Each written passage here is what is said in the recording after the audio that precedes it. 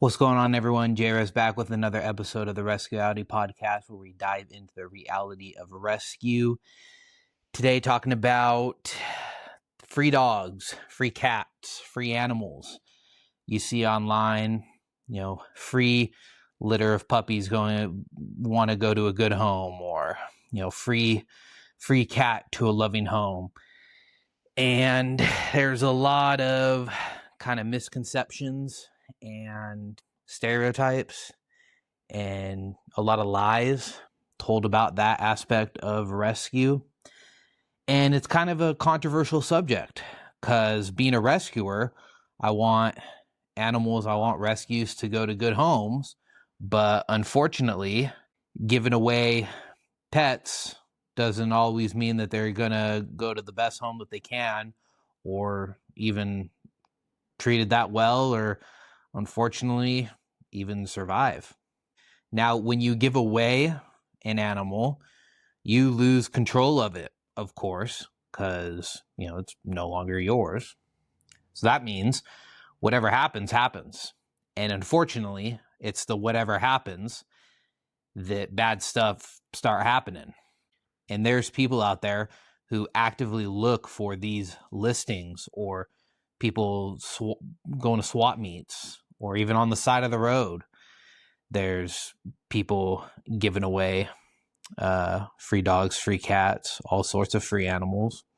And there's a couple main things that those kind of individuals or groups are looking out for. Number one being, unfortunately, dogfighting. And that's still around in this day and age, of course. And there's, of course, certain breeds that are very prominent in that world, especially pit bulls. So you see a free litter of pitties, even a single free pitty. And, it's tough to be judgmental, but there's just a lot of times, especially in Southern California and all over the place, but Southern California, where those animals, those dogs just don't go to good homes. Another one, which is very prominent out there, it's not a secret, it's just not very widely talked about for a lot of reasons. And I have a story that happened a couple years ago. Is there's a lot of people with reptiles. A lot of people love their reptiles. A lot of people with reptiles know that sometimes it's a little difficult to feed said reptiles.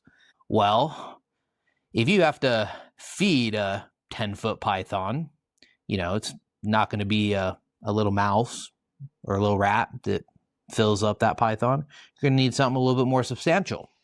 I think you know where we're going with this, and that is fairly common in the world. I, of course, can't speak about every single country out there, but in the United States, there are people who actively go out and look for mostly dogs and cats. Could be anything, though. Bunnies, hamsters, raccoons, possums, skunks, pretty much whatever, but a lot of cats and dogs that unfortunately these people get these free animals, which then just become food. And a lot of different feelings over that. You kind of have two sides. You have the side of the people like, hey, these puppies were probably not going to go to a good home anyways. At least they were used towards a animal that someone cared about. And then, of course, you have rescuers that are like, yeah, that's absolutely no, not feeding dogs and cats to snakes. It is just a not very good time all around. But then you have people who kind of take it a step further. Is, you've probably seen a lot of snakes hunting on Animal Planet or National Geographic or something, and then people post them feeding their snakes online. Well, then people posting feeding their snakes online will then post that it just so happens to, instead of it being a rat running around the cage, it might be a little puppy or it might be a little kitten. And that might sound graphic, but I mean, the only difference is it's just a cat or a dog or a rabbit or a mouse or a hamster. At the end of the day, it has the same fate, but people's feelings towards different animals are completely different. People have a lot more emotional and personal feelings towards a dog or a cat versus a hamster or a rat.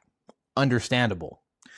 And there was actually a guy a couple years ago. He had over 70 snakes, and he was known as a dog adopter.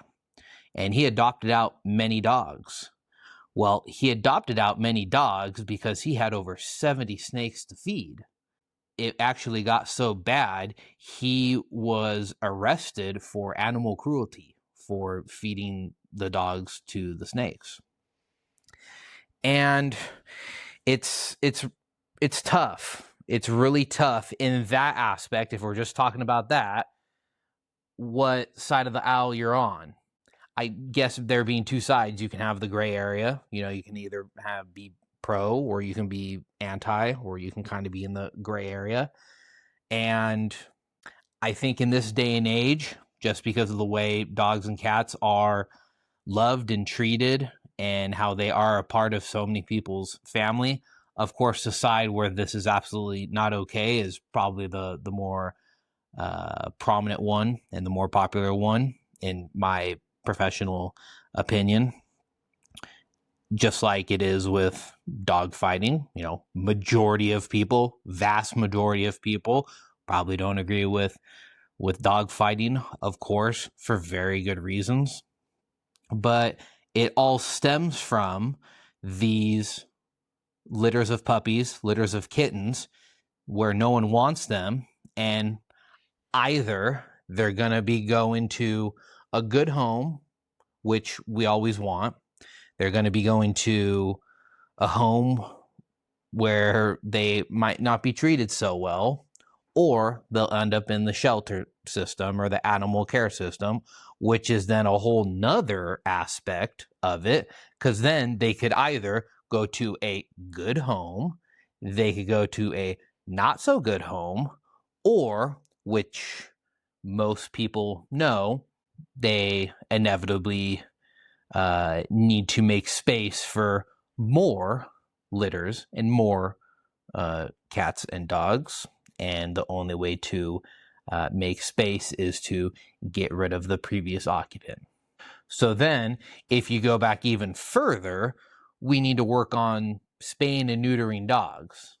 And on top of that, having responsible pet owners. So over here is all the bad stuff that can happen. But then this stuff, still bad stuff can happen. So over here is kind of where we need to fix it. But in order to fix this, we need to fix this, which is the people. And the people are what's doing this. So it's a full loop is what it is. And I don't know if we'll ever solve it, because we need to educate people about the importance of taking care of animals. And then we need to kind of get a little political to fix this system of the animal care system, the animal services system.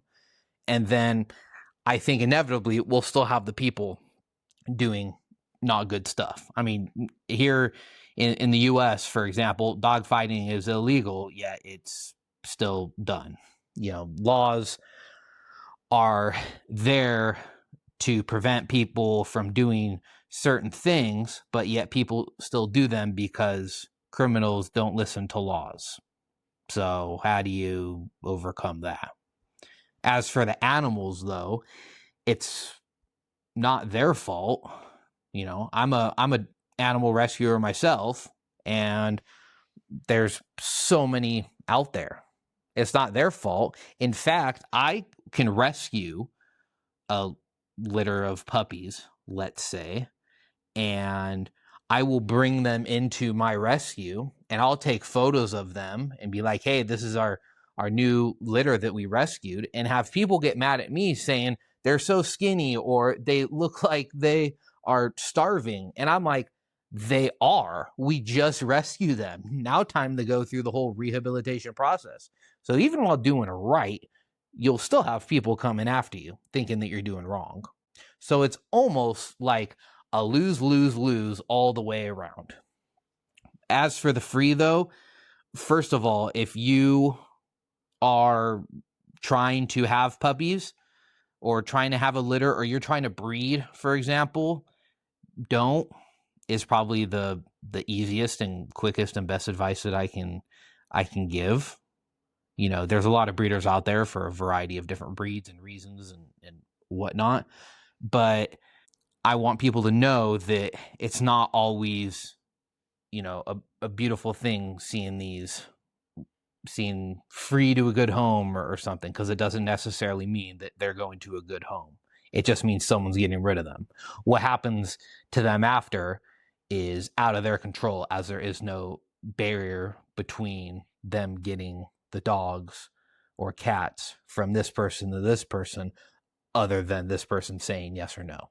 So a lot of things we have to do socially, legally, politically, and I don't know if we ever can, but we can try. And, you know, that's why rescuers step up and do what they can. But as for this one, like, comment, subscribe, share, all that good stuff, and I'll see you in the next one.